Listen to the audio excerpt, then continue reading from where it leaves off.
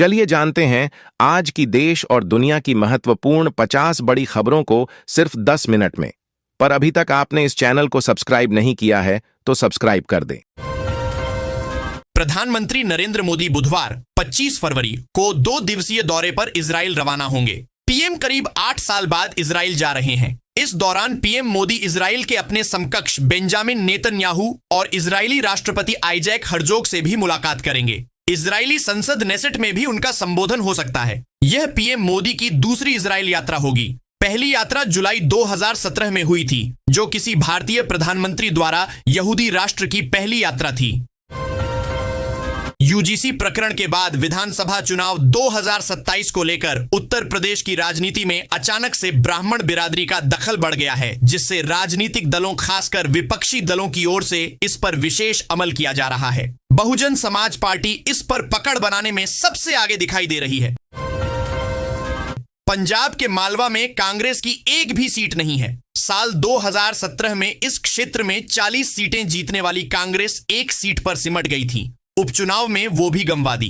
कांग्रेस सांसद राहुल गांधी यहीं से चुनावी हुंकार भरेंगे। सभी वृद्ध, विधवा और दिव्यांगों के लिए बड़ी खुशखबरी सामने आई है। सरकार ने सामाजिक सुरक्षा को मजबूत करने के उद्देश्य से पेंशन राशि में बढ़ोतरी का बड़ा फैसला लिया है। नई व्यवस्था के तहत पात्र लाभार्थियों को अब 5,000 रुपए तक मासिक पेंशन दी जा सकती है। इससे लाखों जरूरतमंद परिवारों को आर्थिक सहारा मिलेगा और उनकी दैनिक जरूरतों को पूरा करने में राहत मिलेगी। महंगाई और बढ़ती जीवन यापन लागत को देखते हुए यह कदम काफी महत्वपूर्ण माना जा रहा है।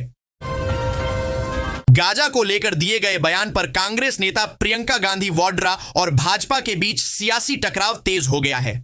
प्रधानमंत्री नरेंद्र मोदी के इजराइल दौरे से पहले प्रियंका गांधी ने उनसे गाजा में कथित नरसंहार का मुद्दा उठाने और पीड़ितों के लिए न्याय की मांग करने की बात कही थी। इसके बाद भाजपा ने तीखा जवाब देते हुए प्रियंका पर चुनिंदा आक्रोश दिखाने का आरोप लगाया और उन्हें भारतीय राजनीति की फीमेल गजनी कहा।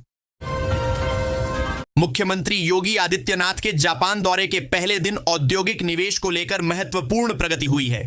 विभिन्न जापानी कंपनियों के साथ लगभग 11,000 करोड़ रुपए के समझौता ज्ञापनों पर हस्ताक्षर किए गए।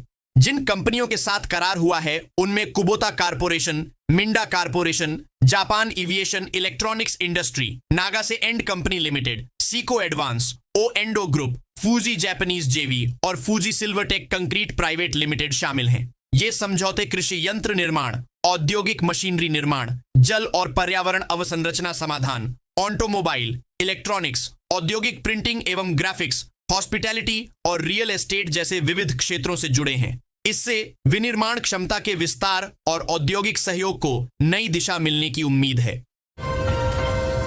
भारतीय जनता पार्टी के राष्ट्रीय अध्यक्ष नितिन नवीन ने नेहरू गांधी परिवार पर हमला बोला है। बुधवार सुबह उन्होंने इसे समझौता मिशन की राजनीति बताते हुए आरोप लगाया कि परिवार के हितों को देश हित से ऊपर रखा गया।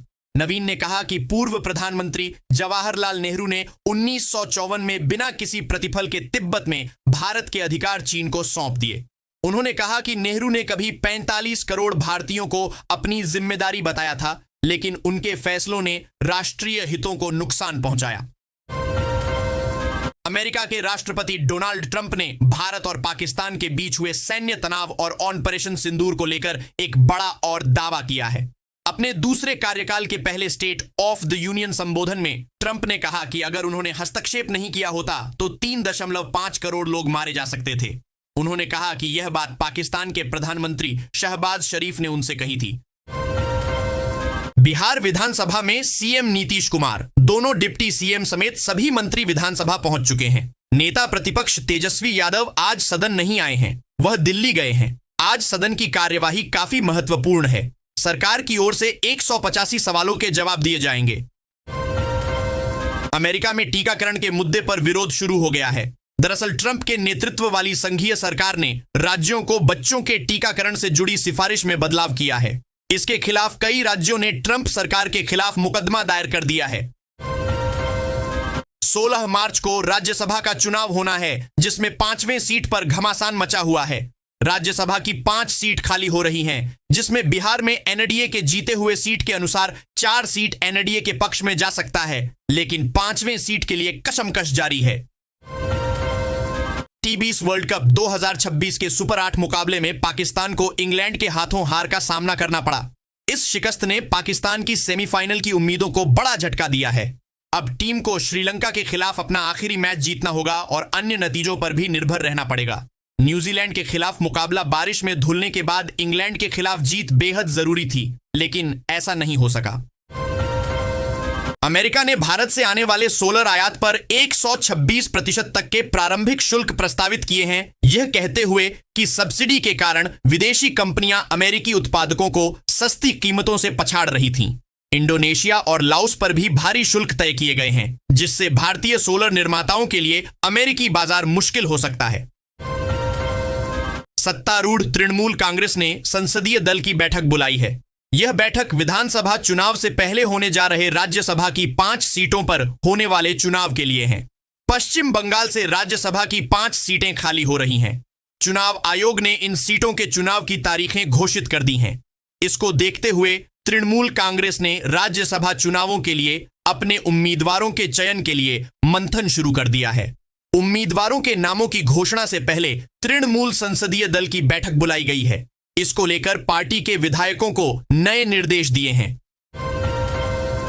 पश्चिम बंगाल के पूर्व मुख्य सचिव और वर्तमान में मुख्यमंत्री ममता बनर्जी के सलाहकार मनोज पंथ विवादों में घिर गए हैं। एसआईआर को लेकर कलकत्ता हाई कोर्ट के निर्देश पर बुलाई गई एक महत्वपूर्ण बैठक में उनकी मौजूदगी पर भाजपा ने कड़ी आपत्ति दर्ज कराई है।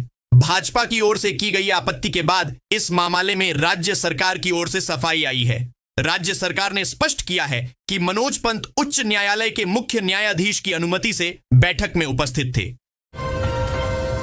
पश्चिम बंगाल की राजनीति में आरोप प्रत्यारोप का दौर तेज हो गया है। सत्तारूढ़ तृणमूल कांग्रेस ने भारतीय जनता पार्टी भाजपा नेता शुभेंदु अधिकारी पर 7 गंभीर आरोप लगाए हैं। टीएमसी ने सोशल मीडिया प्लेटफॉर्म एक्स पर लिखा कि शुभेंदु अधिकारी नफरत की राजनीति करते हैं और वह राजनीति में जहर घोल रहे हैं। और क्या क्या आरोप टीएमसी ने लगाए हैं? सुप्रीम कोर्ट ने बुधवार को झारखंड के मुख्यमंत्री हेमंत सोरेन के खिलाफ दर्ज मनी लॉन्ड्रिंग मामले में ट्रायल पर रोक लगा दी है। चीफ जस्टिस सूर्यकांत की अध्यक्षता वाली पीठ, जिसमें न्यायमूर्ति जॉय माल्या बागची और जस्टिस विपुल एम पंचोली शामिल थे, इन तीनों जस्टिस की बेंच ने सोरेन की याचिका पर ईडी को नोटिस जारी किया, जिसमें हेमंत सोरेन ने मामले को रद्द करने की मांग की थी।